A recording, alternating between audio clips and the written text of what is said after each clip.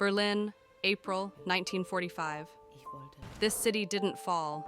It was dismantled. Not a blitzkrieg, but slowly, like a body starving to death, until there's nothing left but bones. Houses are shells, streets are open graves. People wander without direction, like they're looking for something, when really, they're just looking for a reason not to collapse on the spot.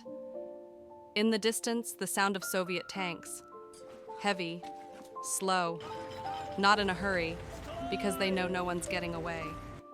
And they call this liberation. A liberation that comes with boots, vodka breath, and a smile that says, "We're not leaving anytime soon." He walks in uninvited, still smiling like he's the guest of honor. His uniform smells of gasoline and snow, a combination that somehow makes the room feel smaller. "Name?" he says, not asking, demanding. I answer flatly. Rude? Maybe. But in this room, manners died yesterday. He lets out a thin chuckle, his eyes never leaving my face. "Pretty," he says, as if it's a compliment. To me, it sounds more like a medical diagnosis. He didn't wait for consent. His body pressed in, warm, reeking of stale sweat and cheap vodka. I didn't fight. Not because I couldn't, but because I knew resistance would only make it last longer. It doesn't take long to understand. Out there, the rules of war are written on paper. In here, in this shattered apartment, the rules are written on women's bodies. They don't shout, they don't wave guns, but their eyes tell you exactly what's about to happen. Even these thin walls know. From now on, survival comes at a different price. I glance at the other faces in the room. We're not enemies, we're not prisoners, we're just options we never volunteered to be. The stairwell thudded with heavy, urgent boots. Doors slammed open, foreign shouts slicing through the air. In the hallway, women ran, but there was nowhere to run.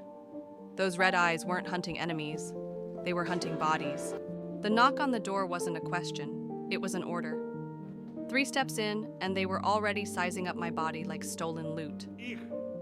The stench of damp uniforms and sour breath filled the room. I knew my turn had come, before the door even closed. The water in the bucket turned cloudy before it even touched my skin. Every motion felt like peeling off a layer that wasn't dirt, but something deeper stuck inside me. I'd stopped counting how many times. He looked at me, then spat that insult right in my face. No words needed. I already knew what it meant. Here, the choice wasn't about survival. It was about picking the kind of hell she'd endure, be a random victim, or choose her executioner, hoping for fewer scars. She chose the one at the top, their eyes locked, not out of connection, but because they both knew the game had already begun. And behind those eyes, an answer she never wanted to hear. She wasn't welcomed by the man at the top. Instead, came the one just a step below. Not with shouts or threats, but with a smile and the air of a man greeting his lover. She now had one executioner, a lieutenant who treated her like property. That night, he invited his men over for drinks, not to celebrate, but to make it clear to everyone, this woman was his.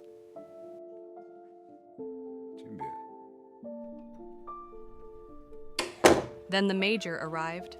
His presence made everyone in the apartment straighten up. He said little. He didn't have to. The major's arrival didn't bring smiles to everyone. His closest aides stiffened, some not even hiding their displeasure. Anonyma chose to prepare herself, bathing, cleansing every inch, fixing her hair.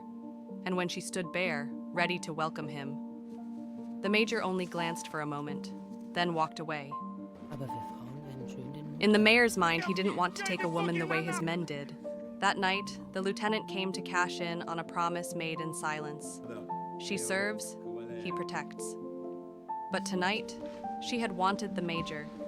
In war, choice is a luxury few can afford. She was also hiding a German soldier and his wife, the kind of move that could get you killed. In times like these, that was more than risky. One afternoon, the major came to her apartment, not to flaunt his power, but as if trying to understand who this woman really was. In that messy little room, he noticed a sharp mind and a calmness rare in a city falling apart. Everyone knew this was just a deal with no receipt, But somehow, in the Major's eyes, she was more than just part of a wartime arrangement. Noise erupted, Soviet soldiers tearing through the place. The Major stepped in, his authority just as rough. He asked if the man they were looking for was here. She said no. Then came his ultimatum. Anyone hiding a soldier would face the death penalty.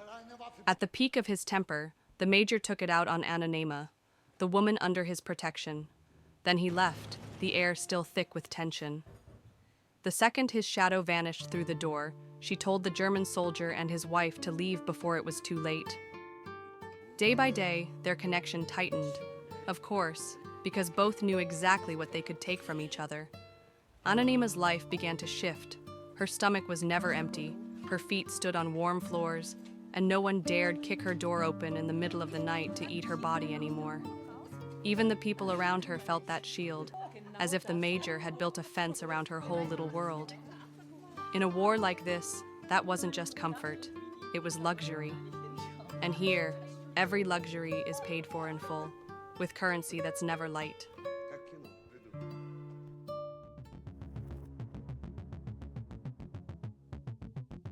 Her closeness to the Major didn't buy her complete comfort. Plenty of soldiers didn't like it and kept finding ways to get in her way. To them, this war was nothing more than a trade of flesh, not some noble fight for the motherland. It was a stain on a soldier's honor, and a knife in the backs of the wives waiting for their men back home. Plenty of Red Army soldiers flat out told her to drop her hold on the Major. To them, it was disgusting, stealing the honor of a war hero. But the truth was, it wasn't all on her. This was her war strategy, to survive, to stay sane, to keep from being torn apart by the animals roaming the streets with rifles they called weapons of liberation. Still, hate is hate, and she couldn't care less.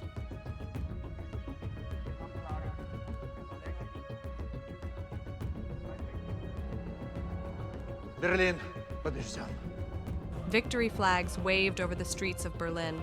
People cheered, celebrating the city's freedom from Nazi rule. But for Anonyma, freedom was just a word that sounded nice coming from someone else's mouth. Behind the noise, she knew plenty of women who would never truly leave this war. Their wounds couldn't be seen, but they were always there.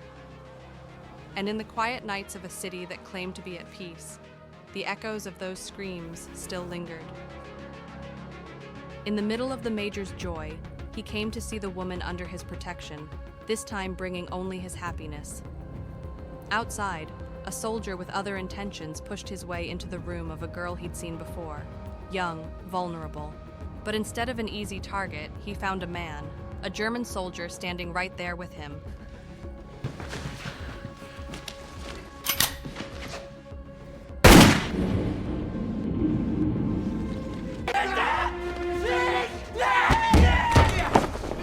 He tossed the man out like a useless sack. No mercy, no pity, just eyes hungry for the excuse to hurt. And in the corner, Anonyma knew the secret she'd been keeping had just turned into the fire that could burn her down. The Major didn't execute Anonyma. That choice turned him into the punchline of his own men. Soldiers who wanted blood, not mercy. To them, protecting her was weakness. And in war, weakness is the scent that draws in more predators. But that night, drowning in his own depression, the Major came back to Anonyma. He brought with him every weight in his head, the exhaustion, the anger, the loneliness that never left. There weren't many words, but their eyes said plenty. And then they crashed into each other like the war outside had stopped existing. It wasn't love, and it sure as hell wasn't romance. Just two souls tearing into each other's loneliness, like a virgin and a saint who'd been waiting far too long. She stepped out just to ask her neighbor for some tea, but instead found the woman's husband lying dead. And of course, the Major was already gone. So she ran after him, chasing a man who'd only ever used her as a transaction of flesh. A woman trying to fight for a love that was never hers to begin with, somewhere between pathetic and shameless. But hey, that's what happened. In that madness, instead of finding the Major, Anonyma ran straight into her husband. Yes, her husband, a high-ranking German officer who'd been sent off to war. And if everyone had ever been drawn to her, well, it made sense. Her looks and her body had been kept in shape by a man with rank and resources. Now, here he was, back from the war. Anonyma handed her husband every page of her diary. How she'd been raped over and over by stinking soldiers, and how she'd clawed her way to sanity just to survive. She wasn't about to take all the blame for what happened. Even after her husband came home, Anonyma didn't stop chasing the Major. She chose the Soviet over the man she married, because under the Major's power, she wasn't just some transactional woman, and she was perfectly willing to leave behind the husband who once funded her body into a polished, high society wife. But the Major had already been reassigned, leaving Anonyma behind. Anonyma closed her diary. No tears, no embrace. Her husband looked at her, maybe with pity, maybe with disgust, or maybe just plain exhaustion with the world. Outside, the war was over, but inside her, the battlefield never stopped. Everything she did was survival, though to some, it was just sin wrapped in an excuse. She was called Anonyma because this story isn't just about one woman. It's about countless women whose names were never spoken. The name was both a shield and an erasure, just like how the war stripped away her body and her life. When the story was finally written down, Germany banned it, said it stained the honor of German women. Apparently, it's easier to stay quiet than to admit that behind the flags and the so-called glory, there's a stench of stories that will never fit in a hero's monument.